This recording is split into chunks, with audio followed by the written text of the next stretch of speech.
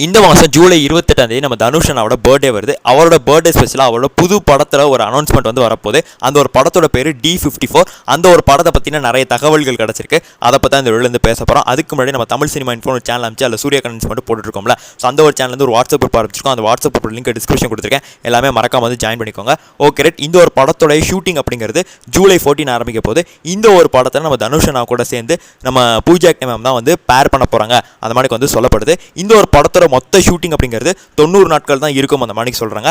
அதில் நம்ம தனுஷனா இப்போ 28 நாள் மட்டும் கால் ஷீட் வந்து கொடுத்துருக்காரு. இந்த ஒரு படத்தோட டேரக்டர் விக்னேஷ் ராஜா. இவர் ஏற்கனவே போர்க்கொடி அந்த மாதிரி ஒரு படம் எடுத்திருக்காரு. அது நல்லா தான் இருந்தது, நான் கூட பார்த்துருந்தேன். ஸோ அதே மணிக்கு இந்த ஒரு படத்தில் நம்ம ஆக்ஷன் கிங்கான அர்ஜுன், அதே மாதிரிக்கு ஜெயராஜ், இவங்க எல்லாருமே வந்துட்டு ஒரு முக்கியமான ரோல் பண்ணுவாங்க அந்த மாதிரி வந்து சொல்லப்படுது. ஸோ இந்த ஒரு படத்துக்கான ப்ரொடியூசர் ஒரு மிகப்பெரிய ஒரு ப்ரொடியூசர் அந்த மாதிரி வந்து சொல்கிறாங்க. அது யாரும் சொல்லி தரல. ஏன்னா கேட்டிங்கன்னா தனுஷனாவே வந்து இந்த ஒரு படத்தை எடுத்து ப்ரொடியூஸ் பண்ணாங்கன்னா நல்லா தான் இருக்கும். ஸோ ஒரு சின்ன படம் வேகமாக ஷூட்டிங் வந்து முடிச்சிருவார். ஸோ D54 இவர் இந்த வருஷம் நிறைய படங்கள் அவரோட ஃபேன்ஸுக்கு வந்து கிடைக்கிறதுக்கும் வாய்ப்புகள் இருக்குது. ஸோ இந்த ஒரு படம் உண்மையிலே ரொம்ப எக்ஸைட்டட். ஏன்னா நான் வந்து ஒரு பூஜா ஃபேன். அதோட இந்த ஒரு படத்துடைய ஷூட்டிங்கும் வந்துட்டு ஜூலை 14 என் பிறந்த நாளைக்கு ஆரம்பிக்குது.